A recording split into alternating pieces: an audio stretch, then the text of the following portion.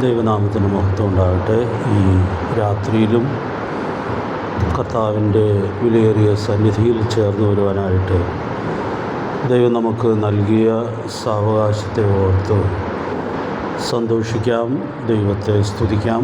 നമ്മൾ പ്രാർത്ഥനയിൽ ഓർത്തതുപോലെ സംഭവബഹുലമായ ലോകത്തിലാണ് നാം ഓരോ ദിവസവും ജീവിക്കുവാൻ ഇടയായിട്ട് തീരുന്നത്. ലോകത്തിൽ പൊതുവെ അസ്വസ്ഥതകൾ വർദ്ധിച്ചു വരുന്നതായിട്ട് നമ്മൾ കാണാനിടയായിട്ട് തീരുന്നുണ്ട്. നമ്മുടെ പ്രാണപ്രിയൻ്റെ പ്രത്യക്ഷത അടുക്കൽ വാതിൽക്കലായിരിക്കുന്നു എന്നുള്ളത് തിരിച്ചറിഞ്ഞ് ആ പ്രത്യക്ഷതയ്ക്ക് വേണ്ടി ഒരുങ്ങി ജീവിക്കുവാൻ ദൈവാത്മാവ് നമ്മെ സഹായിക്കട്ടെ. നമ്മുടെ ഈ ദൈവം തരുന്ന സമ്പത്ത് എങ്ങനെ സ്വർഗത്തിൽ നിക്ഷേപിക്കാം എന്നുള്ളതായ കാര്യമാണ് കഴിഞ്ഞ ക്ലാസ്സിൽ നമ്മൾ ചിന്തിച്ച് നിർത്തുവാൻ ഇടയായിട്ട് തീർന്നത്. ആ ബന്ധത്തിൽ 2 വാക്യങ്ങളുടെ ഒരു വിശദീകരണം ചോദിച്ചിരുന്നു. അതുകൊണ്ട് ഞാൻ ആ വാക്യങ്ങളുടെ വിശദീകരണം ആദ്യം പറഞ്ഞിട്ട് പാഠത്തിലേക്ക് വരാം എന്ന് ആഗ്രഹിക്കുകയാണ്. ലൂക്കോസ് സുവിശേഷം 12-ാം അധ്യായത്തിൻ്റെ 33-ാമത്തെ വാക്യത്തിൽ ഭിക്ഷ കൊടുക്കുന്നതിനെക്കുറിച്ച് കർത്താവ് ഒരു കൽപ്പന വ്യക്തമാക്കുന്നതായിട്ട് നമ്മൾ കാണുന്നുണ്ട്. നമുക്ക് ആ വാക്യം ഒന്ന് വായിക്കാം. ലൂക്കോസ് സുവിശേഷം 12-ാം അധ്യായത്തിൻ്റെ 33-ാമത്തെ വാക്യം. കള്ളനെടുക്കുകയോ പൊരുക്കെടുക്കുകയോ ചെയ്യാത്ത സ്വർഗത്തിൽ പഴകിപ്പോകാത്ത മനുഷ്യരും തീർന്നു പോകാത്ത നിക്ഷേപവും നിങ്ങൾക്ക് ഉണ്ടാകുകയുള്ളൂ. അപ്പോൾ അവിടെ ഈ വാക്യത്തിൽ പറഞ്ഞിരിക്കുന്ന കാര്യം, ഭിക്ഷ കൊടുക്കുന്ന കാര്യം നമ്മൾ ഈ പഠനത്തിൽ ഈ അടുത്ത വാക്യങ്ങളിലൊക്കെ കഴിഞ്ഞ ദിവസങ്ങളിൽ ചിന്തിക്കുവാനിടയായിട്ട് തീർന്നതാണ്. എന്നാൽ അവിടെ നിന്ന് അല്പം വ്യത്യസ്തമായൊരു പ്രയോഗം അവിടെ നമുക്ക് കാണാനായിട്ട് സാധിക്കുന്നുണ്ട്. നിങ്ങൾ വായിച്ചപ്പോൾ അത് ശ്രദ്ധിച്ച് കാണുമായിരിക്കുമെന്ന് വിചാരിക്കുന്നു. എന്താണ് വ്യത്യസ്തമായ പ്രയോഗം? നിങ്ങൾക്കുള്ളത് വിറ്റ്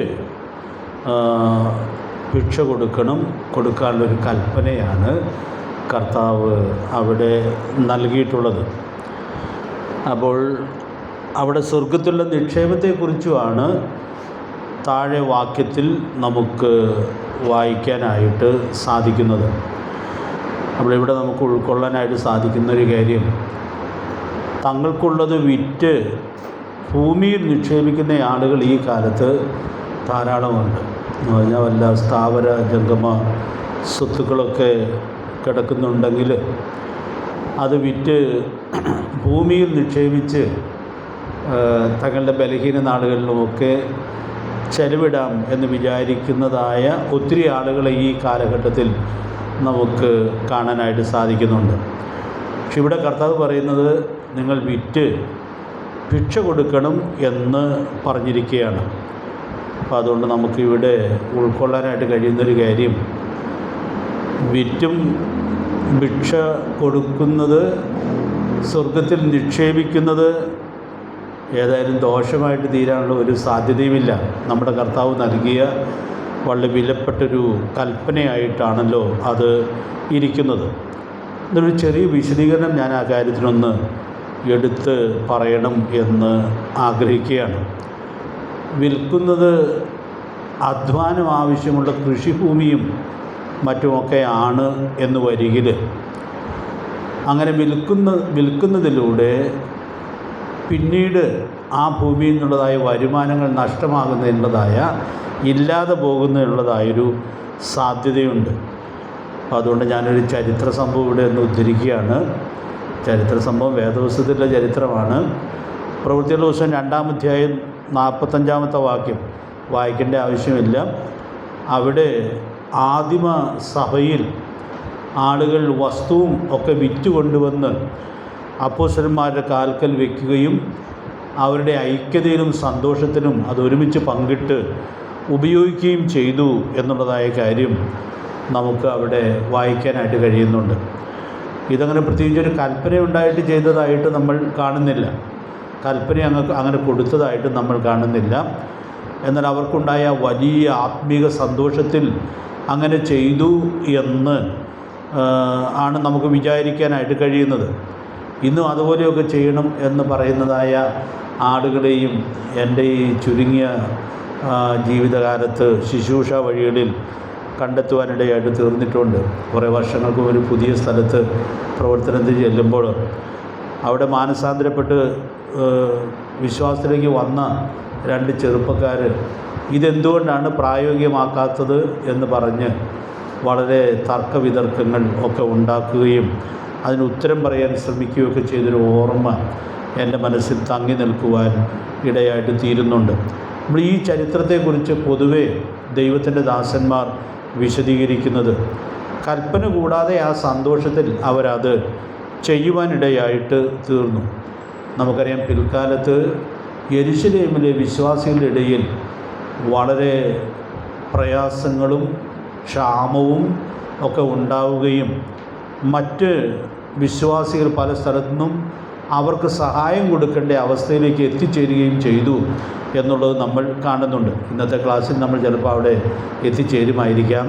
2 കൊരിന്ത്യർ 8-9 അധ്യായങ്ങളിലൊക്കെ ഉള്ളതായ ആ ശേഖരണം ഇവർക്ക് വേണ്ടിയുള്ളതായിരുന്നു എന്ന് നമുക്ക് മനസ്സിലാക്കാനായിട്ട് സാധിക്കുന്നുണ്ട്. അപ്പോൾ അതുകൊണ്ട് ഞാനിവിടെ ഓർപ്പിക്കാൻ ആഗ്രഹിക്കുന്നത്, കൃഷി ചെയ്യുന്ന സ്ഥലങ്ങളുമൊക്കെ അങ്ങനെ വിറ്റ് ചിലവാകാൻ ഇടയായിട്ട് തീരുമ്പോൾ തുടർന്നുള്ള വരുമാനങ്ങൾ സ്വാഭാവികമായിട്ടും ഇല്ലാതെ പോകുന്നതിനുള്ളതായ സാധ്യതയുണ്ട്. നമുക്കറിയാം, യഹൂദൻ്റെ അടിസ്ഥാനപരമായ വരുമാനം കൃഷിയിൽ നിന്നുള്ളതായിരുന്നു എന്നുള്ളത് നമ്മൾ ബൈബിൾ പ്രതിപാദനത്തിൽ ഏറ്റവും ലളിതമായിട്ട് ഉൾക്കൊള്ളുന്നതായൊരു കാര്യമാണ്. അതുകൊണ്ട് ഞാനിങ്ങനെ ഓർപ്പിക്കുകയാണ്, വിറ്റ് കൊടുക്കാനായിട്ട് വളരെ പ്രത്യേകമായുള്ളതായ നിർബന്ധം ദൈവാത്മാവ് തരുന്നു എങ്കിൽ അത് ചെയ്യാവുന്നതാണ്. എന്നാൽ ഈ കാര്യം അവിടെ ഓർത്തിരിക്കാനുള്ളതായ ആവശ്യകതയുണ്ട് എന്നുള്ളതായ കാര്യം നമുക്കിവിടെ ഉൾക്കൊള്ളുവാനായിട്ട് സാധിക്കുന്നുണ്ട്. അതുകൊണ്ട് സൂക്ഷ്മതയോടെ ദൈവിക നിയോഗമുണ്ട് എന്നുള്ളതായ കാര്യം ഉറപ്പുവരുത്തി ഈ കാര്യം കൈകാര്യം ചെയ്യാനുള്ളതായ ഉത്തരവാദിത്വമുണ്ട് എന്നുള്ളത് ഞാൻ അവിടെ നിർദ്ദേശിക്കുകയാണ്. ലൂക്കോസ് സുവിശേഷം 6-ാം അധ്യായത്തിൻ്റെ 35-ാമത്തെ വാക്യത്തിൻ്റെ ഒരു വിശദീകരണം കൂടി പറയാനുള്ളതായ ആവശ്യകതയുണ്ട്. അതുകൊണ്ട് ഞാനിവിടെ ചേർത്ത് ഈ വിഷയബന്ധത്തിൽ പ്രസക്തമാണെന്നുള്ളത് കൊണ്ട് ഓർപ്പിക്കുന്നു. എന്നാൽ ഈ കാര്യം ഈ ഗിരിപ്രഭാഷണത്തിൻ്റെ പഠനത്തിൽ തന്നെ ഞാൻ മുമ്പ് വിശദീകരിക്കുവാനിടയായിട്ട് തീർന്നിട്ടുള്ളതാണ്. ഒത്തിരി വിശദീകരണം ആവശ്യമായിട്ട് വരികയില്ല എന്ന് കരുതുകയാണ്. ലൂക്കോസ് 6-ന്റെ 35-ാമത്തെ വാക്യം ഒന്ന് വായിക്കാം. അവർക്ക് നന്മ ചെയ്യും, ഒന്നും പകൽ നിശ്ചയിക്കാതെ കടം കൊടുക്കും, എന്നാൽ നിങ്ങളുടെ പ്രതിഫലം വളരെ ആകും. നിങ്ങൾ അത്യുന്നതിൻ്റെ മക്കളാകും. അവൻ നന്ദി കെട്ടവരോട് ദുഷ്ടന്മാരോട് ദയാലുണ്ട്. ഇവിടെ ഈ വാക്യത്തിന് സമാനമായിട്ടുള്ളതായ വാക്യം നമ്മൾ ഈ പ്രസംഗത്തിൽ കാണുന്നുണ്ട്. നേരത്തെ അത് ഓർക്കുവാൻ ഇടയായിട്ട് തീർന്നിട്ടുണ്ട്. ഇതിൻ്റെ ഒരു വിശദീകരണത്തിൽ സംശയം തോന്നിയത്, ഒന്നും പകരം ഇച്ഛിക്കാതെ കടം കൊടുപ്പിൻ എന്ന് കർത്താവ് ഇവിടെ വ്യക്തമാക്കുന്നതായിട്ട് നമ്മൾ കാണുന്നുണ്ട്. കടത്തെക്കുറിച്ച് നമ്മൾ നേരത്തെ ആ ബന്ധത്തിൽ ചിന്തിച്ചിരുന്നു. അതിപ്പോൾ ഞാൻ വിശദീകരിക്കാനായിട്ട് ശ്രമിക്കുന്നില്ല. ഈ ക്ലാസ്സുകൾ മിക്കവാറും നമുക്കിനിയും വേണമെങ്കിൽ കേൾക്കാൻ സൗകര്യമുണ്ടല്ലോ. അപ്പോൾ അങ്ങനെ അത്യാവശ്യമുള്ളവരത് കേട്ടാൽ മതി എന്ന് ഞാൻ ഓർപ്പിക്കുകയാണ്. ബൈബിൾ വീക്ഷണത്തിൽ കടം എന്ന് പറയുന്നത് വലിയ വലിയ തുകകളുടെ കടമല്ല, പിന്നെയോ ജീവിതത്തിൻ്റെ വലിയ അത്യാവശ്യങ്ങളുടെ മുഖത്ത് നമ്മൾ കടം വായ്പ കൊടുക്കുന്ന കാര്യമാണ് വേദപുസ്തകത്തിൻ്റെ പശ്ചാത്തലത്തിൽ നമുക്ക് ഉൾക്കൊള്ളാനായിട്ട് സാധിക്കുന്നത്. അപ്പോൾ വളരെ അത്യാവശ്യമുള്ളൊരു കാര്യത്തിന് മുമ്പിൽ ഒരാൾ നിൽക്കുമ്പോൾ, അത് സഹോദരനാകട്ടെ അല്ല അവിശ്വാസിയാകട്ടെ ആരുമാകട്ടെ, അപ്പോൾ ആ കാര്യത്തിൽ പകരം തിരിച്ചു കിട്ടുമില്ലയോ എന്നൊന്നും ചിന്തിക്കാനിടയായിട്ട് തീരാതെ അത് കൊടുക്കുക എന്നുള്ളതാണ് നമ്മുടെ കർത്താവ് പഠിപ്പിച്ച സത്യമായിട്ട് ഇരിക്കുന്നത്. കഴിഞ്ഞ ക്ലാസ്സിൽ നമ്മൾ ഓർത്തായിരുന്നല്ലോ, നമ്മൾ എളിയവനോട് കൃപ കാണിക്കുന്നവൻ ആർക്ക് വായ്പ കൊടുക്കുന്നു എന്നാണ്? യഹോവയ്ക്ക് വായ്പ കൊടുക്കുകയാണ്. അപ്പോൾ ഈ വാങ്ങിയാൾ തിരിച്ചു തന്നില്ലെങ്കിലും അത് കൊടുക്കാൻ കൽപ്പന തന്നവൻ നിശ്ചയമായിട്ടും തിരിച്ച് തരും. അപ്പം അതുകൊണ്ട് പ്രിയപ്പെട്ടവരെ, ഈ കൽപ്പനയെ ആ നിലയിൽ നമുക്ക് ഉൾക്കൊള്ളുവാനായിട്ട് സാധിക്കേണ്ടുന്നതാണ്. പിന്നെ ആ വാക്യത്തിൽ ശത്രുക്കളെ സ്നേഹിക്കുന്നതായ കാര്യവും അവർക്ക് നന്മ ചെയ്യുന്ന കാര്യവുമൊക്കെ എത്രയോ മനോഹരമായിട്ടാണ് നമ്മുടെ കർത്താവ് വ്യക്തമാക്കിയത്. മത്തായി 5:44 മുതലുള്ള വാക്യങ്ങളിൽ നമ്മളത് വളരെ വിശദമായിട്ട് ചിന്തിച്ചിട്ടുണ്ട്. അതുകൊണ്ട് അതിൻ്റെ ഒരു ആവർത്തനത്തിലേക്ക് ഞാൻ പോകണം എന്ന് ആഗ്രഹിക്കുന്നില്ല. നമ്മളിപ്പോൾ വായിക്കുന്ന പോർഷനിൽ ശത്രുക്കൾക്ക് വലിയ നന്മ ചെയ്തതായ ഒരു സംഭവം ഇപ്പോൾ വായിക്കുന്ന പോർഷനിൽ നമ്മൾ കാണുന്നുണ്ട്. ഏത് അധ്യായത്തിലാണ് ഓർക്കേണ്ടത്?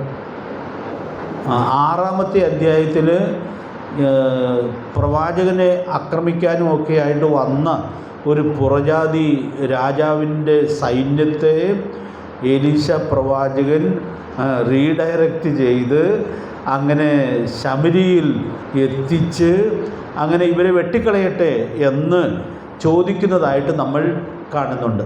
അപ്പോൾ പ്രവാചകൻ പറഞ്ഞു, വെട്ടിക്കളയണ്ട, പിന്നെയോ അവർക്ക് ആഹാരം കൊടുക്കണം എന്ന് പറഞ്ഞ് ഒരു സാമാന്യ ആഹാരമല്ല കൊടുത്തത്. എന്ത് കൊടുത്തു എന്നാണ് ഇവിടെ വായിക്കുന്നത്? വിരുന്നൊരുക്കി, അവർക്ക് വേണ്ടി ഒരു വിരുന്നൊരുക്കി അവരെ സന്തോഷത്തോടു കൂടി പറഞ്ഞയക്കുവാൻ ഇടയായിട്ട് തീർന്നു. അപ്പോൾ നമുക്കവിടെ ഉൾക്കൊള്ളാനായിട്ട് സാധിക്കുന്നതായ കാര്യം, കർത്താവ് ഈ പഠിപ്പിച്ചതായ പ്രമാണം പഴയ നിയമ കാലഘട്ടത്തിലും അങ്ങനെ പ്രായോഗികമാക്കിയതായ ചരിത്ര സംഭവങ്ങൾ നമുക്ക് ഉൾക്കൊള്ളാനായിട്ട് സാധിക്കുക. അതിൻ്റെ നന്മയും നമ്മളവിടെ കാണുന്നുണ്ട്. പിന്നെ ആര് യുദ്ധത്തിന് വന്നില്ല?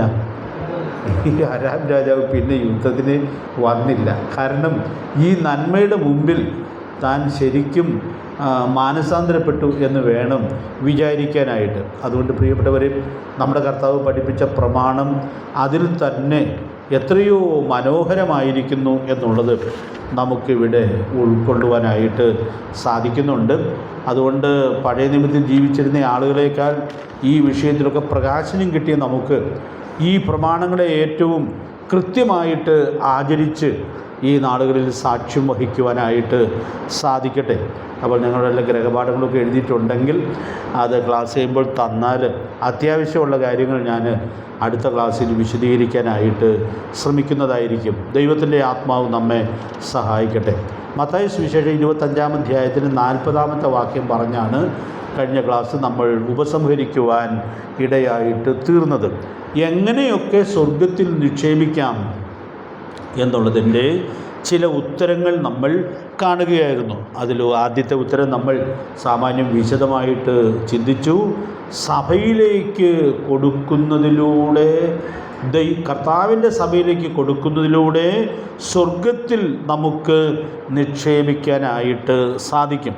സദൃശ 19:17 നമ്മൾ കണ്ടതുപോലെ എളിയവനോട് കൃപ കാണിച്ച് വായ്പ കൊടുക്കുന്നതിലൂടെ സ്വർഗത്തിൽ നിക്ഷേപിക്കാനായിട്ട് സാധിക്കും. പിന്നെ മത്തായി സുവിശേഷം 25-ാം അധ്യായത്തിൻ്റെ 40-ാമത്തെ വാക്യത്തിൽ അവിടെ കർത്താവ് പറഞ്ഞ വളരെ പ്രധാനപ്പെട്ടതായൊരു പ്രമാണം നമുക്ക് കാണുവാനായിട്ട് സാധിക്കുന്നുണ്ട്. അപ്പോൾ അവിടുന്ന് ഒരു ഗ്രഹപാഠം നോട്ട് ചെയ്തുകൊണ്ട് വരണം എന്ന് ഞാൻ പറഞ്ഞായിരുന്നു. അതിന് 35-36 വാക്യങ്ങൾ നമ്മൾ വായിക്കുമ്പോൾ ഇവിടെ കർത്താവ് ഈ ചെറിയ സഹോദരന് ചെയ്യാനായിട്ട് ആവശ്യമുള്ള 6 കാര്യങ്ങൾ ഈ 2 വാക്യങ്ങളിലായി വ്യക്തമാക്കിയിരിക്കുന്നതായി നമുക്ക് കാണുവാനായിട്ട് സാധിക്കുന്നുണ്ട്. നിങ്ങളത് നോട്ട് ചെയ്തു ശ്രദ്ധിച്ചു എന്ന് ഞാൻ കരുതുകയാണ്.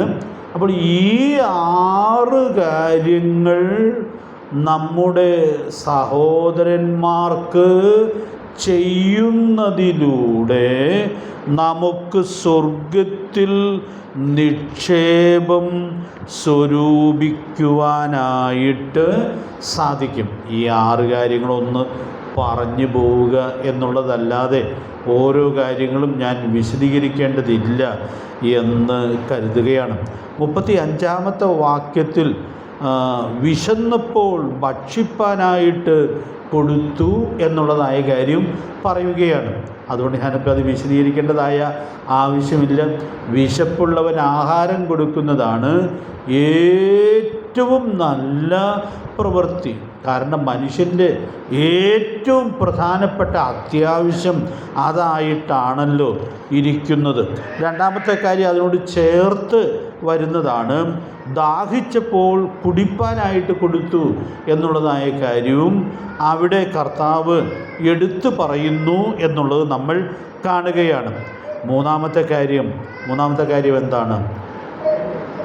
അതിഥിയായിരുന്നപ്പോൾ എന്നെ ചേർത്തുകൊണ്ടു എന്ന് നമ്മൾ അവിടെ കാണുകയാണ്. അപ്പോൾ ഇവിടെയെല്ലാം മനുഷ്യൻ്റെ ഏറ്റവും അടിസ്ഥാനപരമായ ആവശ്യത്തിൻ്റെ ഞെരുക്കത്തിൽ ഇരുന്ന കർത്താവിൻ്റെ സഹോദരന്മാർക്ക് ചെയ്ത കാര്യം കർത്താവിന് ചെയ്തതായിട്ട് ഇവിടെ എടുത്ത് പറയുകയാണ്.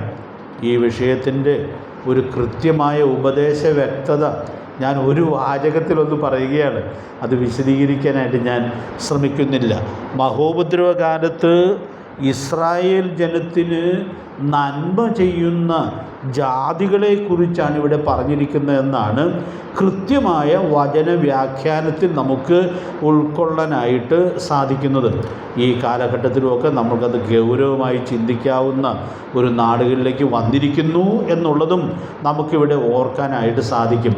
പക്ഷേ ഇപ്പോൾ നമ്മളിവിടെ ചിന്തിക്കുന്നതായ കാര്യം ആ കാലഘട്ടത്തെക്കുറിച്ച് പറഞ്ഞിരിക്കുന്നത് എന്നിരിക്കലും ഏത് കാലഘട്ടത്തിലും സഹജീവികളുടെ ആവശ്യങ്ങളിൽ സഹായിക്കാനായിട്ട് സാധിക്കുന്നത് സ്വർഗത്തിൽ നിക്ഷേപത്തിന് കാരണമായിട്ട് തീരും എന്നുള്ളതായ വലിയ സത്യം നമുക്ക് ഉൾക്കൊള്ളാനായിട്ട് സാധിക്കുകയാണ്.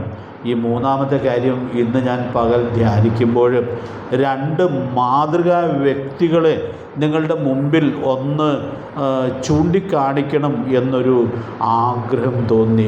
നമുക്കറിയാം, ആരാണെന്നറിയാതെ ദൈവദൂതന്മാരെ സൽക്കരിച്ചതായ ഒരു ചരിത്ര പുരുഷനെ നമ്മൾ എബ്രായ ലേഖനത്തിൽ കാണുന്നുണ്ട്. അദ്ദേഹം ജീവിച്ചിരുന്നത് അങ്ങ് പണ്ട് കാലത്തിലാണ്.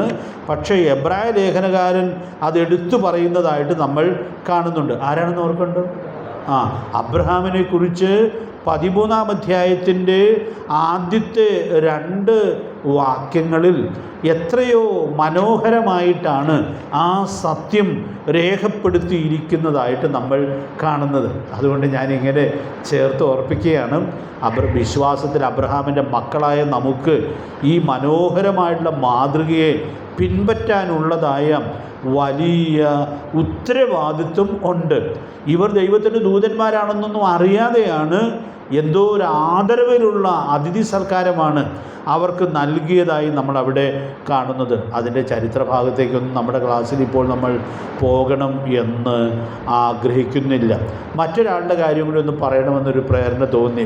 റോമാലേഖനം 16-ാം അധ്യായത്തിൻ്റെ 23-ാമത്തെ വാക്യത്തിൽ അവിടെ മറ്റൊരാളെക്കുറിച്ച് പൗലോസ് അപ്പോസ്തലൻ ഒരു പ്രശംസയായിട്ട് ദൈവമക്കൾക്ക് എഴുതുന്നുണ്ട്. അങ്ങനെ പേര് ഓർക്കുന്നുണ്ടോ? ഗായോസിനെ കുറിച്ചാണ് അവിടെ വായിക്കുന്നത്. അദ്ദേഹം ചെയ്തത് എനിക്കും സർവ്വസഭയ്ക്കും അതിഥി സൽക്കാരം ചെയ്യുന്ന ഗായോസിനെ കുറിച്ച് നമ്മൾ ഇവിടെ വായിക്കുകയാണ്. അപ്പോൾ പ്രിയപ്പെട്ടവരെയും, പൗലോസിന് അതിഥി സൽക്കാരം ചെയ്തു എന്നുള്ളത് മാത്രമല്ല, സർവ്വസഭയ്ക്കും അതിഥി സൽക്കാരം ചെയ്യാനായിട്ട് ഗായോസിന് സാധിച്ചു എന്നുള്ളത് രേഖപ്പെടുത്തിയിരിക്കുകയാണ്. ഞാൻ ചിലപ്പോൾ ഈ വേദഭാഗം വായിക്കുമ്പോൾ അതിശയപ്പെട്ടു പോകാറുണ്ട്. ഇദ്ദേഹം ചെയ്തതായ ആ കാര്യം ലോകത്തിൽ കഴിഞ്ഞ 20 നൂറ്റാണ്ടുകളുമായിട്ട് എത്രയോ ഭാഷക്കാരായിട്ടുള്ള ആളുകൾ വായിച്ച് അത് ഉൾക്കൊള്ളാനായിട്ട് ഇടയായിട്ട് തീരുന്നുണ്ട്. അപ്പോൾ അദ്ദേഹം അന്ന് ചെയ്തതായ ആ അതിഥി സൽക്കാരം എത്രയോ ലോകത്തിൽ തന്നെ ആദരിക്കപ്പെടുന്നു എന്നുള്ളത് നമുക്കവിടെ ഉൾക്കൊള്ളാനായിട്ട് സാധിക്കുകയാണ്. ഈ സർവ്വസഭയ്ക്കും അതിഥി സൽക്കാരം ചെയ്യുക എന്നൊക്കെ പറയുന്നതിൻ്റെ പ്രായോഗികത ഞാൻ വിശദീകരിക്കേണ്ട ആവശ്യമില്ല എന്ന് ഞാൻ വിചാരിക്കുകയാണ്. ഒരു സഭായോഗം വീട്ടിൽ വച്ച് നമ്മൾ ആ സഭായോഗത്തിൽ ആഹാരം കൊടുക്കുകയോ ഒരു കാപ്പി സൽക്കാരം നടത്തുകയോ ഒക്കെ ചെയ്യുമ്പോൾ സർവ്വസഭയ്ക്കും അതിഥി സൽക്കാരം ചെയ്യുന്ന വളരെ മനോഹരമായൊരു ശുശ്രൂഷയാണ് നമ്മൾ നിർവഹിക്കുന്നത് എന്നുള്ളതായ കാര്യം നമുക്കിവിടെ ഓർക്കാനായിട്ട് സാധിക്കുകയാണ്. ഞാൻ ഒരു വാചോടെ ചേർത്ത് പറഞ്ഞോട്ടെ. നമുക്കറിയാം, ഈ 1-ാം നൂറ്റാണ്ടിലെ ദൈവമക്കളെക്കുറിച്ച് നമ്മൾ മനസ്സിലാക്കുമ്പോൾ ഈ കാര്യത്തിന് വളരെയധികം പ്രാധാന്യം നൽകിയിരുന്നു എന്നുള്ളത് നമുക്കവിടെ കാണുവാനായിട്ട് സാധിക്കുന്നുണ്ട്. നമ്മുടെ കർത്താവ് വരാൻ വളരെ സമയം അടുത്തിരിക്കുമ്പോൾ ചെയ്യേണ്ട ചില കാര്യങ്ങളുടെ ഒരു ലിസ്റ്റ് 1 പത്രോസ് 4-ാം അധ്യായത്തിൻ്റെ ആദ്യത്തെ 7 വാക്യങ്ങളിൽ വിശദീകരിക്കുന്നുണ്ട്. നമ്മളിപ്പോൾ വായിക്കുന്നില്ല, അത് നിങ്ങൾ പിന്നെ അത് വായിച്ച് നോക്കിയാൽ മതി. സമയം വളരെ അടുത്തു കുറവാണെന്ന് മനസ്സിലാകുമ്പോൾ ചെയ്യേണ്ട 7 കാര്യങ്ങളിൽ അതിഥി സൽക്കാരത്തിൻ്റെ കാര്യവും പിറുപിറുപ്പ് കൂടാതെ ചെയ്യണമെന്നുള്ളത് പ്രത്യേകാൽ പ്രബോധിപ്പിക്കപ്പെട്ടിരിക്കുന്നതായി നമ്മൾ കാണുകയാണ്. അപ്പം അതുകൊണ്ട് പ്രിയപ്പെട്ടവരെയും, കർത്താവിൻ്റെ വരവൊക്കെ അടുത്ത് വന്നിരിക്കുന്ന കാലത്ത് ഇനി ഒത്തിരി കാലമില്ല, ഇനിയിപ്പോൾ അതിഥി സൽക്കാരത്തിനൊന്നും പോകണ്ട, സുവിശേഷ വേലയ്ക്കൊക്കെ പോയാൽ മതി എന്നൊന്നും നമ്മൾ വിചാരിക്കരുത്. കാരണം ഇതെത്രയോ ഉന്നതമായൊരു മൂല്യമായിട്ടാണ് ദൈവത്തിൻ്റെ വചനത്തിൽ പൊതുവെ നിർദ്ദേശിക്കപ്പെട്ടിരിക്കുന്നതായി നമുക്ക് ഉൾക്കൊള്ളാനായിട്ട് സാധിക്കുന്നത്. ദൈവത്തിൻ്റെ പരിശുദ്ധാത്മാവ് നമ്മെ സഹായിക്കട്ടെ. ഞാൻ അടുത്ത 3 കാര്യങ്ങളെ ഒന്നും എടുത്ത് പറഞ്ഞ് മുമ്പോട്ട് പോകാം എന്ന് ആഗ്രഹിക്കുകയാണ്. 4-ാമത്തെ കാര്യം, നഗ്നനായിരുന്നപ്പോൾ ഉടുപ്പിച്ചു എന്ന് പറഞ്ഞാൽ ഈ 3 കാര്യങ്ങൾ അടിസ്ഥാനപരമായ ആവശ്യമാണല്ലോ. അതാണല്ലോ കർത്താവ് വിചാരപ്പെടേണ്ട എന്ന് പറഞ്ഞപ്പോഴും പറയാൻ ഇടയായിട്ട് തീർന്നത്. എന്ത് തിന്നും, എന്ത് കുടിക്കും, എന്തുടുക്കും. അപ്പോൾ അത് വളരെ പ്രാഥമികമായ ജീവിത ആവശ്യമാണ്. അപ്പോൾ അതിൽ ഒക്കെയുള്ളതായ സഹായങ്ങൾ എത്രയോ വിലപ്പെട്ടതാണ് എന്നുള്ളതായ കാര്യം നമുക്കിവിടെ ഉൾക്കൊള്ളാനായിട്ട് സാധിക്കുകയാണ്. 5-ാമത്തേത്, രോഗിയായിരുന്നപ്പോൾ കാണുവാൻ വന്നു. ഞാൻ കഴിഞ്ഞ ക്ലാസ്സിലൊരു സ്റ്റേറ്റ്മെൻറ്റ് പറഞ്ഞായിരുന്നു, ഈ 6 കാര്യങ്ങൾ നമുക്ക് സഭാജീവിതത്തിൽ പ്രായോഗികമാക്കാനായിട്ട് സാധിക്കുന്നത് നമ്മുടെ സഭാജീവിതത്തെ ഏറെ ആസ്വാദ്യമാക്കുവാൻ ഇടയായിട്ട് തീരും. അപ്പോൾ ഇവിടെ ഞാൻ ഓർപ്പിക്കാൻ ആഗ്രഹിക്കുന്നത്, ഒരു സഹോദരൻ രോഗിയായിരിക്കുമ്പോൾ കാണാൻ ചെല്ലുന്നതും ഒക്കെ ഈ സ്വർഗത്തിൽ നിക്ഷേപം സ്വരൂപിക്കുന്ന ബന്ധത്തിൽ ചേർക്കപ്പെടും എന്നുള്ളതായ വലിയ സത്യം നമുക്കിവിടെ ഉൾക്കൊള്ളാനായിട്ട് സാധിക്കുകയാണ്. ഞാൻ എന്തുകൊണ്ടും ഇതും ഇന്ന് പകൽ കുറച്ച് വിശദമായി ചിന്തിക്കുവാനും ധ്യാനിക്കുവാനും ഇടയായിട്ട് തീർന്നു. രോഗിയായിരിക്കുമ്പോൾ കാണാനായിട്ട് പോകുന്നതും അതിനു വേണ്ടി വരുന്ന വഴിച്ചെലവ് വഹിക്കുന്നതും ഒരുപക്ഷെ കൂടെ പോരുന്ന ആളുകളുടെ വഴിച്ചെലവ് കൂടെ വഹിക്കാനായിട്ട് ഒക്കെ നമ്മൾ ഉത്സാഹിക്കുകയൊക്കെ ചെയ്യുന്നത് അത് സ്വർഗത്തിൽ കണക്കിടപ്പെടുവാൻ ഇടയായിട്ട് തീരും. നമ്മളങ്ങനെ ഒരു കാര്യം ചെയ്യുമ്പോൾ അത് നമുക്ക് ഇവിടെ കണക്ക് കൂട്ടാൻ പോലും പ്രയാസമായിരിക്കും.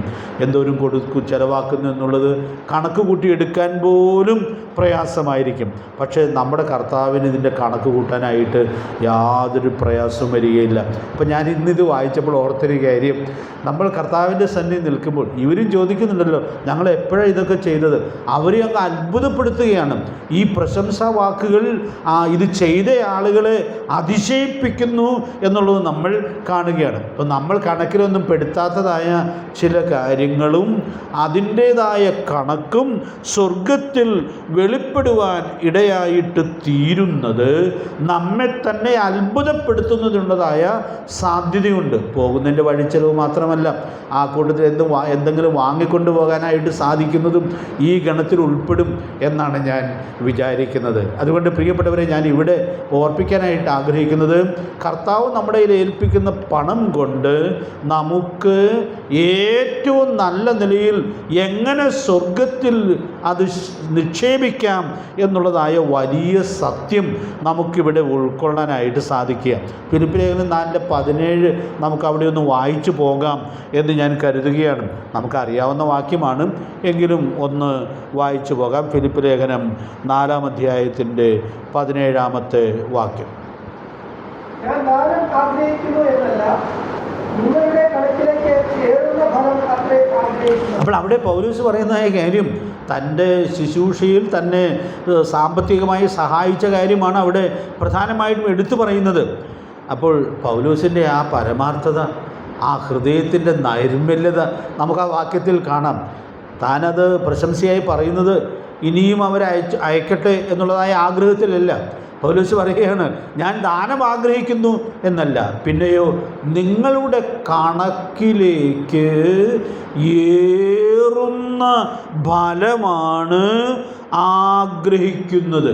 ഇപ്പോൾ ഞാൻ ആ വാക്യം വായിച്ചത്, നമുക്ക് ചിലപ്പോൾ കണക്ക് കൃത്യമായി കൂട്ടിച്ചെലവാക്കാനായിട്ട് സാധിക്കാത്തതായ വിഷയത്തിലും പ്രിയപ്പെട്ടവരെ, നാം ചെലവിടുന്നതായ പണം സ്വർഗം അത് വളരെ കൃത്യമായി കണക്ക് എഴുതുവാൻ ഇടയായിട്ട് തീരും. അപ്പോൾ അതുകൊണ്ട് നാം കർത്താവിന് വേണ്ടി, കർത്താവ് നമ്മുടെ ഏൽപ്പിക്കുന്ന സമ്പത്ത് ചിലവിടുക എന്നുള്ളത് അതിൽ തന്നെ എത്രയോ മനോഹരമായ കാര്യമായിരിക്കുന്നു എന്നുള്ളത് നമുക്കിവിടെ ഉൾക്കൊള്ളുവാനായിട്ട് സാധിക്കുന്നുണ്ട്. 6-ാമത്തെ കാര്യം കൂടി അങ്ങ് പറഞ്ഞു പോകാം. തടവിലായിരുന്നപ്പോൾ ഇവിടെ കർത്താവ് പറയുകയാണ്, നിങ്ങൾ അടുക്കൽ വന്നു എന്ന് പറഞ്ഞാൽ, സാധാരണ ഒരാൾ തടവിൽ പോയാൽ തടവിൽ കിടക്കുന്നയാളെ പോയി സന്ദർശിക്കുക എന്ന് പറഞ്ഞത് വല്ല രാഷ്ട്രീയ തടവുകാരൊക്കെയാണെങ്കിൽ ചിലപ്പോൾ അവസരമുണ്ടെങ്കിൽ പോകുമായിരിക്കാം ആളുകൾ. പക്ഷെ നമ്മുടെ വേണ്ടപ്പെട്ട ഒരാളൊരു കുറ്റവാളിയായി തടവിൽ കിടക്കുകയാണെങ്കിൽ പോയി ഒന്ന് കാണാനോ ഒക്കെ ഉള്ള സാധ്യത വളരെ കുറവാണ്. ആ ആളോടുള്ള നമ്മുടെ ബന്ധം പറയാനും നമുക്കൊരു പ്രയാസമായിരിക്കും. അതൊരു അപമാനമായിട്ടായിരിക്കാം ഒരുപക്ഷെ കണക്കാക്കപ്പെടുവാൻ ഇടയായിട്ട് തീരുന്നത്. എന്നാൽ ഇവിടെ കർത്താവിൻ്റെ വാക്കുകൾ വളരെ ഗൗരവമായി നമ്മൾ ഉൾക്കൊള്ളേണ്ടുന്നതാണ്.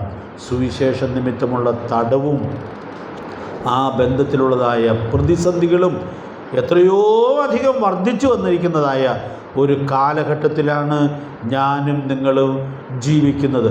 നമ്മുടെ രാജ്യത്തും എത്രയോ പേർ അങ്ങനെ ബന്ധനസ്ഥരായി കഴിഞ്ഞുകൂടുവാൻ ഇടയായിട്ട് തീരുന്നുണ്ട്. നമുക്കവരെ പോയി കാണാൻ പറ്റുകയില്ലെങ്കിലും അവർക്ക് വേണ്ടി പ്രാർത്ഥിക്കാനായിട്ട് സാധിക്കുക എന്നുള്ളത് എത്രയോ പ്രധാനപ്പെട്ട കാര്യമാണ്. ഞാനിത് വായിച്ചപ്പോൾ 2 തിമോഥെയോസ് 4-ാം അധ്യായത്തിൻ്റെ 16-17 വാക്യങ്ങളിൽ അപ്പോസ്തലനായ പൗലോസ് ഒടുവിലായി രേഖപ്പെടുന്ന 2 വാക്യങ്ങൾ ഓർമ്മയിൽ വന്നു. നമുക്കതൊന്നങ്ങ് വായിച്ചു പോകാം എന്ന് ഞാൻ കരുതുന്നു. 2 തിമോഥെയോസ് 4-ാം അധ്യായം അതിൻ്റെ 16-17 വാക്യങ്ങൾ.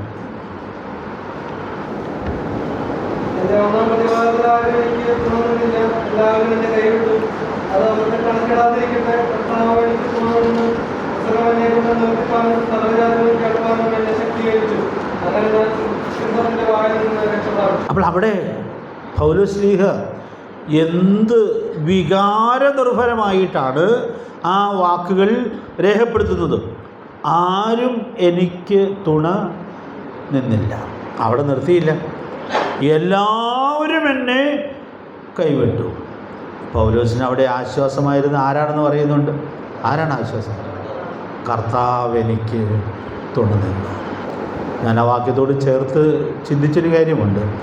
നമ്മുടെ കർത്താവ് നമ്മുടെ സ്ഥാനത്ത് നിൽക്കുമ്പോൾ ക്രൂശീകരണത്തിൻ്റെ പാതയിൽ നിൽക്കുമ്പോൾ നമ്മുടെ കർത്താവ് കടന്നുപോയ പ്രതികൂലങ്ങളിൽ നമുക്കറിയാം, ശിഷ്യന്മാരെല്ലാവരും കർത്താവിനെ വിട്ട് ഓടിപ്പോയി. അപ്പോൾ നമ്മുടെ കർത്താവ് നമ്മുടെ സ്ഥാനത്ത് നിൽക്കുമ്പോഴും എന്തെല്ലാം വേദനകളിലൂടെയാണ് കടന്നു പോകാനിടയായിട്ട് തീർന്നത്. നിങ്ങളുടെ ഉള്ളിൽ ക്ഷീണിച്ച് മടുക്കാതിരിക്കാൻ പാപികളാൽ തനിക്ക് നേരിട്ട് ഇങ്ങനെയുള്ള വിരോധം സഹിച്ചവനെ ധ്യാനിച്ചു കൊള്ളുവാൻ. അതുകൊണ്ട് പ്രിയപ്പെട്ടവരെ, ഞാൻ ഇന്ന് രാത്രിയിൽ ഓർപ്പിക്കാനായിട്ട് ആഗ്രഹിക്കുന്നത്, ഇങ്ങനെയുള്ളൊരു പ്രത്യേകമായ സാഹചര്യത്തിൽ എല്ലാവരും മാറി നിൽക്കുന്ന സാഹചര്യം എത്രയോ വേദനാജനകമായ സാഹചര്യമായിട്ട് ഇരിക്കാം. എന്നാൽ ഇവിടെ കർത്താവ് ആശ്വസിപ്പിക്കുകയാണ്, നിങ്ങൾ എന്നെ കാണുവാനായിട്ട് വന്നു. അതുകൊണ്ട് പ്രിയപ്പെട്ടവരെ, നമുക്ക് അത്യാവശ്യത്തിൽ ഇരിക്കുന്നയാളെ കാണാനും ഒരാശ്വാസം പകർന്നു കൊടുക്കാനും സാധിക്കുക എന്നുള്ളത് എത്രയോ വിലപ്പെട്ട കാര്യമായിട്ട് ഇരിക്കുന്നു. ദൈവത്തിൻ്റെ ആത്മാവ് നമ്മെ സഹായിക്കട്ടെ.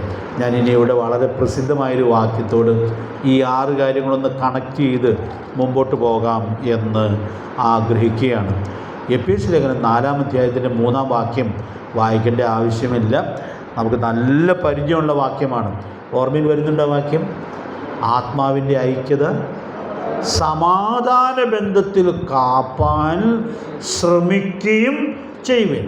നമുക്കറിയാം, ആ വേദഭാഗം നമ്മൾ പരിശോധിക്കുമ്പോൾ 4-ാം അധ്യായത്തിൻ്റെ 4 മുതൽ 6 വരെയുള്ള വാക്യങ്ങളിൽ ദൈവമക്കളായ നമുക്കുള്ള 7 അടിസ്ഥാന യോജിപ്പുകൾ നമ്മൾ വ്യക്തമായി കാണുന്നുണ്ട്. 131-ാം സങ്കീർത്തനം ഞാൻ പഠിപ്പിക്കുമ്പോൾ ഈ 7 കാര്യങ്ങൾ ഓരോന്നും വിശദമായിട്ട് അത് വിശദീകരിക്കുവാനിടയായിട്ട് തീർന്നത് കേട്ട ചിലരുടെയെങ്കിലും ഓർമ്മയിൽ കാണുമായിരിക്കും എന്ന് ഞാൻ കരുതുകയാണ്. ഇതിൻ്റെ വിശദാംശം വേണ്ടിയവർക്ക് നമ്മൾ പ്രസിദ്ധീകരിച്ച ആ പുസ്തകത്തിൻ്റെ ആ പോർഷൻ പരിശോധിച്ച് നോക്കിയാൽ ഇതിൻ്റെ വിശദാംശങ്ങൾ ഉൾക്കൊള്ളാനായിട്ട് സാധിക്കും. ഞാനതങ്ങ് പറഞ്ഞ് മാത്രം പോകാം. ഏക പ്രത്യാശയാണ് നമുക്കുള്ളത്, ഏക ശരീരമാണ് നമ്മൾ. ശരീരം ഒന്ന്, ആത്മാവൊന്ന്, കർത്താവ് ഒരുവൻ, വിശ്വാസമൊന്ന്, സ്നാനമൊന്ന്, പിന്നെ നമ്മുടെ പിതാവ് ഒരുവനാണ്. നമ്മൾ ഏക പിതാവിൻ്റെ മക്കളാണ്. ചെറിയാൻ സാറിൻ്റെ പാട്ടിലത് മനോഹരമായിട്ട് ഇതെല്ലാം തന്നെ ഉൾപ്പെടുത്തിയിട്ടുണ്ട്.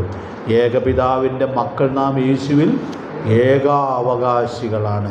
പ്രിയപ്പെട്ടവരെ, ദൈവമക്കളായ നാം അടിസ്ഥാനപരമായി ഐക്യതയോടെ പോകാനുള്ള എല്ലാ സാധ്യതയുമുള്ള ആളുകളാണ്. അതേ ഞാനിപ്പോൾ പറയാനായിട്ട് ആഗ്രഹിക്കുന്നുള്ളൂ. എന്നാൽ ഞാൻ അതോട് ചേർത്തൊരു കാര്യം പറയാം. അടിസ്ഥാനപരമായിട്ട് നമുക്ക് ഐക്യതയോടെ പോകാനുള്ള എല്ലാ സാധ്യതയുമുണ്ട്. പക്ഷേ അടിസ്ഥാനം ഉണ്ടെന്നുള്ളത് കൊണ്ട് മാത്രം അങ്ങനെ പോവില്ല. പിന്നെയോ ഈ ആത്മാവിൻ്റെ ഐക്യത സമാധാന ബന്ധത്തിൽ കാക്കാനായിട്ടുള്ള മനഃപൂർവമായ ശ്രമം വേണം.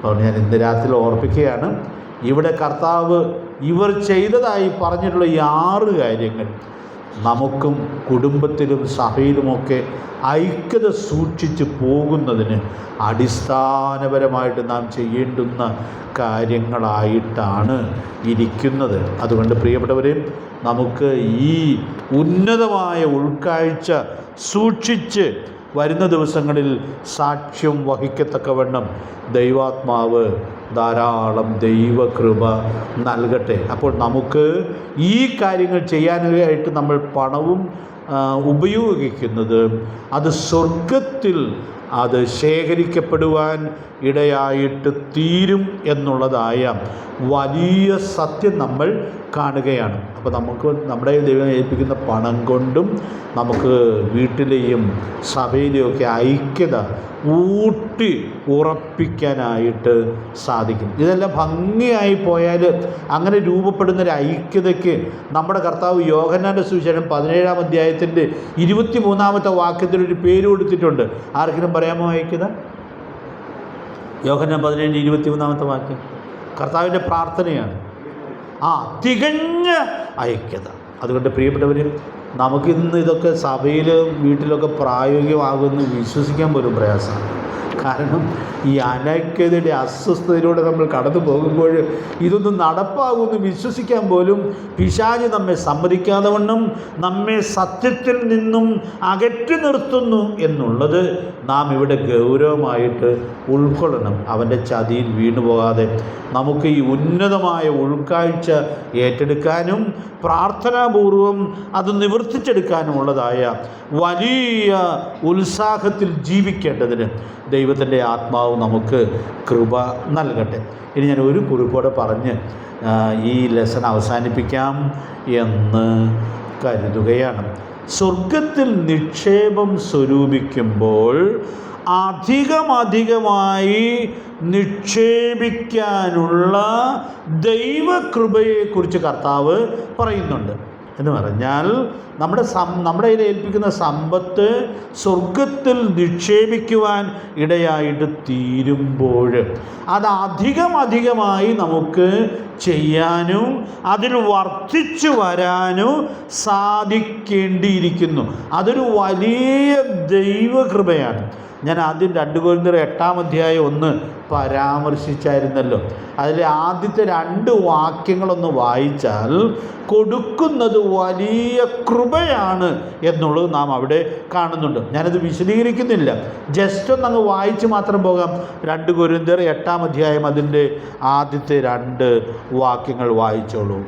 സഹോദരന്മാരെ, അപ്പോസ്തലന്റെ സഭകൾക്ക് ലഭിച്ച ദൈവകൃപ ഞങ്ങൾ നിങ്ങളോട് അറിയിക്കുന്നു. കഷ്ടത എന്ന കഠിന ശോധനയിലായിരുന്നിട്ടും അവരുടെ സന്തോഷ സമൃദ്ധിയും മഹാദാരിദ്ര്യവും ധാരാളം ഔദാര്യം കാരണമായി തീർന്നു. അപ്പോൾ അവിടെ പറയുന്ന ഈ കാര്യം, അവരിൽ കണ്ട ദൈവകൃപയെക്കുറിച്ച് ദൈവത്തിൻ്റെ ദാസൻ അവിടെ രേഖപ്പെടുത്തുകയാണ്. ഇതിൽ നമുക്ക് എല്ലാം അറിയാമെങ്കിലും ഞാനൊന്ന് എടുത്തു പറയാൻ ശ്രമിക്കുന്നത്, ഈ കൊടുക്കുക എന്ന് പറയുന്നതും സ്വർഗത്തിൽ നിക്ഷേപിക്കുന്നതും ഇഷ്ടംപോലെയുള്ള ആളുകൾ ചെയ്യട്ടെ എന്ന് നമ്മൾ വിചാരിക്കരുത്. അതല്ല ഇവിടെ പറഞ്ഞിരിക്കുന്നത്. പിന്നെ അവിടുത്തെ പ്രയോഗം നിങ്ങൾ ശ്രദ്ധിച്ചോ, കഷ്ടതയിലും മഹാദാരിദ്ര്യത്തിലും ഈ വിശ്വാസികൾ ആയിരിക്കുമ്പോഴും അവർ സന്തോഷ സമൃദ്ധിയോടെ ഔദാര്യം കാണിക്കുന്നു എന്നുള്ളത് നമ്മൾ കാണുക. അതാണ് ദൈവകൃപ. അപ്പോൾ ഇല്ലായ്മയുടെ നടുവിൽ നിന്ന് കൊടുക്കാനായിട്ട് അവർക്ക് സാധിക്കുന്നു എന്നുള്ളത് ദൈവത്തിൻ്റെ ദാസൻ ഇവിടെ വളരെ മനോഹരമായിട്ട് എടുത്തു പറയുകയാണ്. ഈ വാക്യങ്ങൾ കഴിഞ്ഞ നൂറ്റാണ്ടുകളിൽ എത്രയോ ദൈവമക്കൾക്ക് ഈ കൃപയോടെ ജീവിക്കത്തക്കവണ്ണം മുഖാന്തരമായിട്ട് തീർന്നിട്ടുണ്ട്. നമുക്കും തീരട്ടെ. ദൈവം നമുക്ക് തരുന്നതായ സാഹചര്യത്തിൽ ചിലപ്പോൾ ദാരിദ്ര്യമൊക്കെ ഉണ്ടെങ്കിലും അതിൻ്റെ നടുവിൽ നിന്നും കർത്താവിന് വേണ്ടി വേർതിരിച്ച് കൊടുത്ത് സ്വർഗത്തിൽ നിക്ഷേപം സ്വരൂപിക്കാനായിട്ട് നമുക്ക് സാധിക്കേണ്ടിയിരിക്കുന്നു. ഇനി നമുക്ക് വളരെ പരിചയമുള്ളൊരു വാക്യോടെ പറഞ്ഞു നിർത്താം. ലൂക്കോസ് സുവിശേഷം 6-ാം അധ്യായത്തിൻ്റെ 38-ാമത്തെ വാക്യം ഞാൻ കഴിഞ്ഞ ക്ലാസ്സിൽ പറഞ്ഞതുപോലെ ഈ ഹോളിൽ ഞാൻ വളരെ കൃത്യമായി വിശദീകരിച്ചിട്ടുള്ളതായൊരു വാക്യമാണ്. നമ്മൾ ആ വാക്യം ഒന്ന് വായിച്ച് 1-2 വാക്കുകൾ മാത്രം ഞാനൊന്ന് എടുത്തു പറയാം എന്ന് ആഗ്രഹിക്കുന്നു. വായിക്കാം. കൊടുപ്പിൻ, എന്നാൽ നിങ്ങൾക്ക് കിട്ടും. അമർത്തിക്കുലുക്കി കവിയുമ്പോൾ നല്ല അളവ് നിങ്ങളുടെ മടിയിൽ തരും. നിങ്ങൾ അളക്കുന്ന അളവിനാൽ നിങ്ങൾക്ക് അളന്നു കിട്ടും. ഞാൻ ഈ വാക്യം വായിക്കുമ്പോഴൊക്കെ പറയുന്നൊരു കാര്യമാണ്. ഒരുപക്ഷെ കഴിഞ്ഞ ദിവസം പറഞ്ഞു കാണും. ഇതിലൊറ്റ വാക്കിലുള്ള കൽപ്പനയാണ്. നമ്മുടെ കർത്താവ് നൽകിയ കൽപ്പന ഒരൊറ്റ വാക്കേ ഉള്ളൂ. എന്താ ഒറ്റ വാക്ക്? കൊടുപ്പിൻ, കൊടുപ്പിൻ. അപ്പോൾ ആ ഒറ്റ വാക്കിൽ ആ കൽപ്പന നമ്മുടെ കർത്താവ് ഇവിടെ വ്യക്തമാക്കിയിരിക്കുകയാണ്. പിന്നെ പല കാര്യങ്ങളും നമുക്കവിടെ ചേർത്ത് ചിന്തിക്കാം. അതൊന്നും ഞാൻ വിശദീകരിക്കുന്നില്ല. ഇത് വാഗ്ദത്തത്തോടു കൂടിയ കൽപ്പനയാണ്. എന്താ വാഗ്ദത്തം? കൊടുപ്പിൻ കൽപ്പന, എന്നാൽ നിങ്ങൾക്ക് കിട്ടും. അപ്പോൾ ആ കൽപ്പനയോട് ചേർത്ത് ഒരു വാഗ്ദത്തം നൽകിയിരിക്കുക. വാഗ്ദത്തത്തോടു കൂടി ഒരു ആദ്യ കൽപ്പനയുണ്ടല്ലോ. ഏതാ അത്? നിൻ്റെ അപ്പനെയും അമ്മയെയും ബഹുമാനിക്കുക. അത് വാഗ്ദത്തത്തോടു കൂടിയ ആദ്യ കൽപ്പനയാണ്. എന്നാൽ ഇവിടെ ഈ ഒറ്റ വാക്കിലെ കൽപ്പനയും ആ കൽപ്പനയോട് അനുസരണത്തിലുള്ളതായ വാഗ്ദത്തം എടുത്തു പറയുന്നു എന്നുള്ളത് നമ്മൾ കാണുക. ഇവിടെ നമുക്ക് എബ്രായർ 10:21 ഓർത്തു പോകാം. വാഗ്ദത്തം ചെയ്തവൻ വിശ്വസ്തനാണ്. അപ്പോൾ അതുകൊണ്ട് പ്രിയപ്പെട്ടവരെ, കൊടുപ്പിനെന്ന് പറഞ്ഞു, കൊടുത്തു, കയ്യിൽ നിന്ന് പോയല്ലോ, അങ്ങനെ ആരും വേദനിക്കേണ്ടതായിട്ട് വരികയില്ല. കാരണം നമ്മുടെ കർത്താവ് വാഗ്ദത്തം ചെയ്തവൻ വിശ്വസ്തനാണ്. പിന്നെ എത്രത്തോളം തരും എന്നുള്ളതിന് ഒരു ഉത്തരം ആ വാക്യത്തിൽ ഉണ്ട്. ഒന്ന് നോക്കി പറയാമോ? നല്ല അളവ് തരും. അതൊക്കെ വളരെ മനോഹരമായ പ്രയോഗമാണ്. എൻ്റെയൊക്കെ ബാല്യകാലത്തിൽ ഇങ്ങനെ കൊയ്യാൻ പോവുകയും അതിൻ്റെ പതമ്പ് കൊയ്യാൻ പോകുന്നവർക്ക് അളന്നു കൊടുക്കുകയും ഒക്കെ ചെയ്യുന്നതായ രീതികൾ ഉണ്ടായിരുന്നു. അന്നൊക്കെ ഇത് മനസ്സിലാക്കാൻ ഒരു പ്രയാസവുമില്ല. ചില വീടുകളിലൊക്കെ കൊയ്യാനൊക്കെ പോയാലും അത് അളന്ന് കിട്ടുമ്പോൾ നല്ല അളവിൽ അളന്ന് കൊടുക്കുകയില്ല. എന്നാൽ ചിലർ വളരെ ഭംഗിയായി നല്ല അളവിൽ അത് കൊടുക്കും. നമ്മുടെ കർത്താവ് കൊടുക്കുന്ന കാര്യം ഇവിടെ പറയുന്നത് നല്ല അളവ് തരും. എവിടെ തരും? നിങ്ങളുടെ മടിയിൽ തരും എന്ന് പറഞ്ഞാൽ അതിൻ്റെ അർത്ഥം 122 സങ്കീർത്തനത്തിൽ നമ്മൾ വായിക്കുന്നുണ്ടല്ലോ, നിൻ്റെ കൈകളുടെ അധ്വാനം നീ തിന്നും എന്ന് പറഞ്ഞാൽ, പ്രിയപ്പെട്ടവരെയും അധ്വാനിക്കുകയും മറ്റുള്ളവർ കൊയ്തുകൊണ്ട് പോവുകയൊക്കെ ചെയ്യുന്ന കാര്യം ന്യായാധിപന്മാരുടെ കാലഘട്ടത്തിൽ ഇസ്രായേൽ ജനം കടന്നുപോയ വേദന നമുക്ക് ആ പുസ്തകത്തിൽ വായിക്കാനായിട്ട് സാധിക്കുന്നുണ്ട്.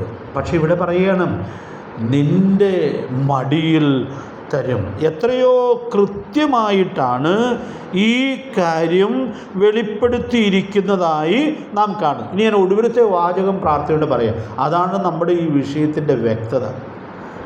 നീ അളക്കുന്ന അളവിന് ആനുപാതികമായിട്ടാണ് ആര് തരുന്നത്?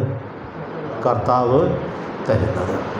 അപ്പം അതുകൊണ്ട് ഞാൻ ഇന്ന് രാത്രിയിൽ ഓർപ്പിക്കാനായിട്ട് ആഗ്രഹിക്കുന്നതായ കാര്യം, ഇത് സ്വർഗത്തിലുള്ള നിക്ഷേപത്തെക്കുറിച്ച് മാത്രം പറയുന്നതല്ല.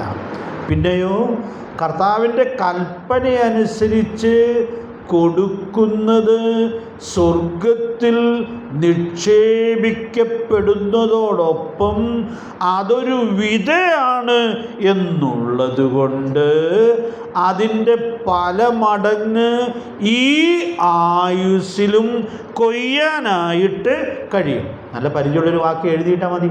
ഗലാത്യ ലേഖനം 6-ാം അധ്യായത്തിൻ്റെ 9-ാമത്തെ വാക്യത്തിൽ നാം അത് വായിക്കുന്നുണ്ട്. ലോഭമായി വിതയ്ക്കുന്നവൻ ലോഭമായി കൊയ്യും, ധാരാളമായി വിതയ്ക്കുന്നവൻ ധാരാളമായി കൊയ്യും. അപ്പോൾ പ്രിയപ്പെട്ടവരെ, ഞാൻ ഇവിടെ ഓർപ്പിക്കാനായിട്ട് ആഗ്രഹിക്കുന്നതായ കാര്യം, നമുക്ക് സ്വർഗത്തിൽ നിക്ഷേപം സ്വരൂപിക്കുമാറ് ധാരാളമായിട്ട് വിതയ്ക്കാൻ കഴിയുന്നത് അവിടെ നിക്ഷേപമായി തീരുന്നതോടൊപ്പം ഇവിടെ അതിൻ്റെ കൊയ്ത്തും കൂടെ നമ്മുടെ യജമാനൻ അനുവദിക്കുന്നു എന്നുള്ളതായ അനുഗ്രഹീതമായ സത്യം നമുക്കിവിടെ ഉൾക്കൊള്ളാനായിട്ട് സാധിക്കുകയാണ്.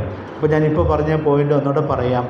അധികമായി കൊടുക്കാൻ ഒരുക്കുന്ന ദൈവകൃപ. അപ്പോൾ കൊടുക്കുന്ന ഒരാളുടെ കയ്യിൽ മടിയിൽ കർത്താവ് അതിൻ്റെ കൊയ്ത്ത് അധികമായി നൽകുമ്പോൾ അതിൽ നിന്നുള്ളതായ വേർതിരിക്കേണ്ട കാര്യം വേർതിരിച്ച് കൊടുക്കാനായിട്ട് സാധിക്കുമ്പോൾ, പ്രിയപ്പെട്ടവരെ, നമുക്ക് സ്വർഗത്തിലുള്ളതായ നിക്ഷേപം എത്രയോ അധികം നമ്മുടെ കണക്കുകൾക്കപ്പുറം വർദ്ധിക്കുവാനായിട്ട് സാധിക്കും. ഇതിൻ്റെ സാമ്പത്തികമായ ടെർമിനോളജീസ് പറയാനായിട്ട് എനിക്ക് അറിയാൻ പാടില്ല. എങ്കിലും എൻ്റെ മനസ്സിലുള്ള ആശയം നിങ്ങൾക്ക് മനസ്സിലായി എന്ന് ഞാൻ വിചാരിക്കുകയാണ്. അതുകൊണ്ട് പ്രിയപ്പെട്ടവരെ, കർത്താവിന് വേണ്ടി കൊടുക്കുവാൻ തക്കവണ്ണം സ്വർഗത്തിൽ നിക്ഷേപം സ്വരൂപിച്ചുകൊണ്ട് ജീവിക്കാൻ നമുക്ക് ദൈവാത്മാവ് കൃപ നൽകട്ടെ. നമ്മുടെ ഇപ്പോഴത്തെ പോർഷനിൽ ഒരു വാക്കുകൂടി പറഞ്ഞ് ഞാനങ്ങ് നിർത്താം എന്ന് വിചാരിക്കുന്നു.